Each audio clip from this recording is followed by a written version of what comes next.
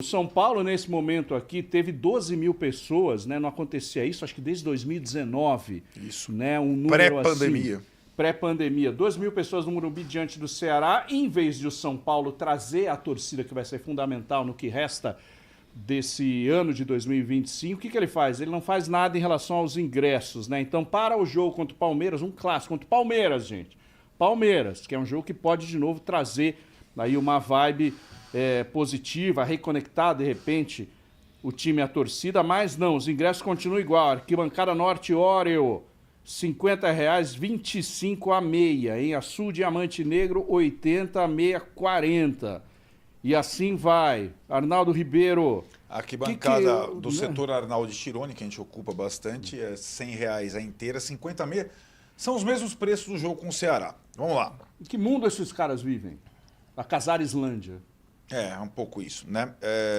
Então, acho que é importante notar que, primeiro, demorou pra caramba. As vendas começam na quarta-feira, dia 1º. Normalmente, começam 10 dias antes, 15 dias antes para vendas de um jogo. A direção de São Paulo esperou até o último momento para decidir. Às vezes, Maurício, o preço do clássico é até maior do que o do jogo normal, né? Então, digamos, se o São Paulo estivesse ganhando, talvez o preço do jogo, do Choque Rei, fosse maior do que São Paulo e Ceará. Mas nós estamos falando de uma fase tétrica, do Morumbi mais vazio do que nunca, né? Desde a pandemia. E aí, é aquilo. É uma discussão, Valentim teve ontem também, com o Tirone, com você. Tem muita gente, inclusive nossos colegas, influenciadores, defendendo essa história do Morumbi zero. Do protesto é deixar o estádio vazio. Eu não concordo com isso, eu nunca concordei com isso, e acho que isso só estimula quem hoje governa mal o São Paulo ter liberdade para governar mal o São Paulo. O estádio vazio, para mim, não é uma opção, nunca foi uma opção. E era a coisa que diferenciava o São Paulo dos outros times nos últimos tempos, né? Era um São Paulo mais Corinthians, digamos assim, né? Que mesmo na draga enchia estádio. Enfim, na hora de estender a mão para o torcedor, a direção ou o presidente, porque na verdade a gente tem que explicar, quem precifica o preço, né? Quem estabelece o preço não é o departamento de futebol do São Paulo, é o setor financeiro e o presidente do clube. Nessa hora, eles optaram por manter o preço do jogo do Ceará, sem nenhuma promoção, sabotando o próprio torcedor. Valentim, acompanhando esse tempo que você está acompanhando o São Paulo, é justamente um período, apesar de não ser muito tempo, mas é um período que o São Paulo viveu, passou de um bom momento, uma recuperação do Campeonato Brasileiro com o Hernan Crespo, de uma perspectiva de chegar a uma semifinal de Copa Libertadores, para uma eliminação e para derrotas seguidas contra Santos e agora contra o Ceará. Você consegue detectar algumas mudanças, seja ela não só de rendimento, mas mudanças físicas, mudanças de astral, de confiança nesse elenco?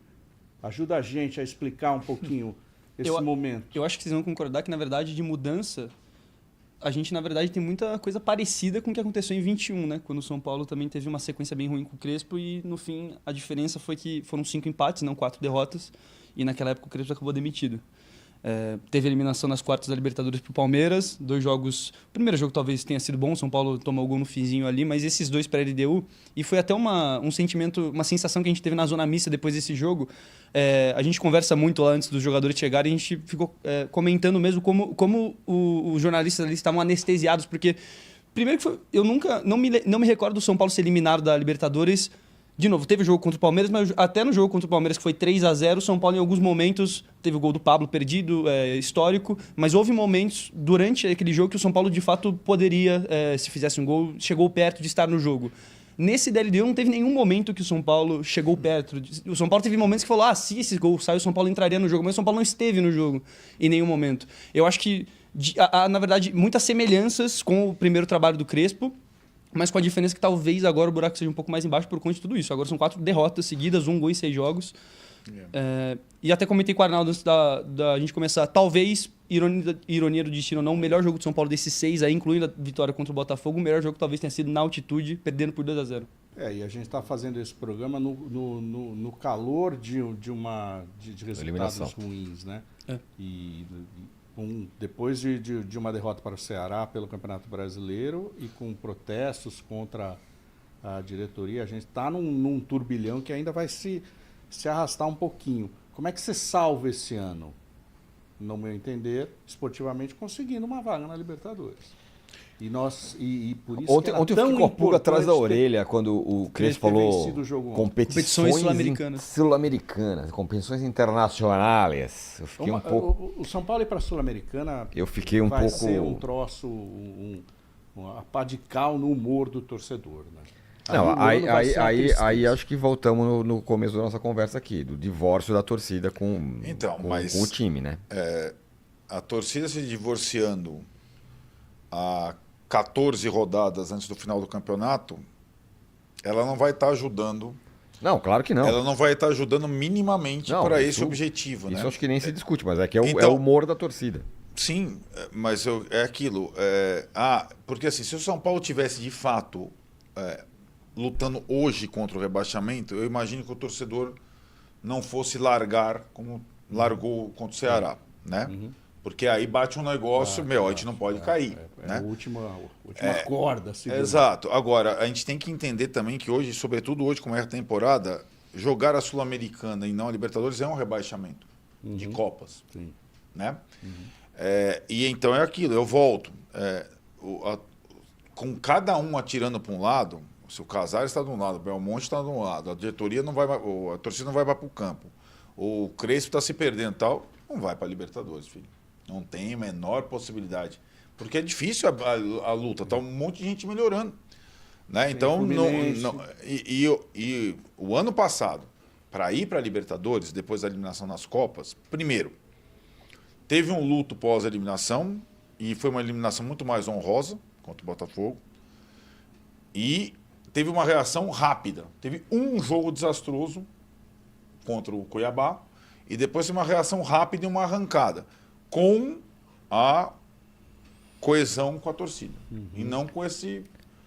E com o aumento das vagas pelo título do Botafogo. Sim, porque eu acho que talvez isso aconteça, como o Valentim também falou. Pode ser que aconteça. Teve um outro cenário lá, Valentim, que eu acho, não sei o que vocês acham, do ano passado, além da eliminação ter sido honrosa, foi pro Botafogo, não sei o quê, o São Paulo saiu da Libertadores com o Zubeldia falando, eu acho que a gente vai ganhar ano que vem, temos condição de ganhar. E ali era um clima de esperança. Nós temos esse time aqui, ano que vem vai reformular, mas a gente vai caminhar nesse sentido. Eu acho que nesse ano tem mais um jeitão de terra arrasada. Não deu. E aí chegou no fim do ano passado, o São Paulo apresenta um déficit gigantesco, né? Foi ali que para mim quebrou o negócio. Quando o São Paulo apresenta um déficit horroroso no ano passado, que falou, mas vem cá, a gente roeu o osso aqui, não adiantou nada. Né? Então eu acho que, me parece que essa é uma diferença muito grande no humor do torcedor. Não sei o que você acha. Não, eu acho que passa também pelo momento do time, né? O São Paulo, com o Zubeldia, começou muito bem, teve bons resultados, a sequência invicta lá de 15 jogos, 14 jogos, se eu não me engano. O Zubeldia não perdeu um jogo de Libertadores, isso precisa ser dito até ser demitido. Eu acho que passa muito pelo mood, pelo humor em relação ao time. Se o time joga bem, o torcedor fica mais animado. Passa sempre pela competência do time em campo. Se o time joga bem, o torcedor fica animado, independente do resultado. Se cai pro Botafogo nas quartas de final, que fosse nas oitavas de final, como o Palmeiras caiu pro Botafogo e lutou no Brasileirão até o fim, apesar de não ter ganhado, eu acho que existe sempre uma concepção de como são as eliminações, de como as eliminações se dão. O São Paulo fez 2 partidas, de novo, o primeiro jogo jogou bem, mas perdeu de 2-0 com erros crassos individuais. O segundo jogo... E aí o Maurício até falou no começo que o jogo que complicou foi o de ida. Verdade. Mas o jogo que vai ficar na cabeça do torcedor é o jogo de volta. O São Paulo fez talvez o segundo tempo do jogo no Morumbi, que era o mais importante de todos, porque estava atrás do placar e precisava fazer 3 gols. O São Paulo foi o pior tempo dos 4. Eu acho que o que fica na cabeça do torcedor é que... principalmente quando o São Paulo teve os momentos ruins, foram momentos bem ruins, como foi na eliminação para o Atlético Paranaense, pela circunstância, 3 pênaltis perdidos, goleiro chutando, não pegando nenhum, e como foi contra a LDU, fazendo pode somar também os 2 jogos contra o Atlético Nacional, com 4 jogos bem abaixo. E vai lembrar, né? Contra o Atlético Nacional teve 2 pênaltis perdidos, 2 bolas na trave. E a sequência, de novo, a sequência é muito ruim.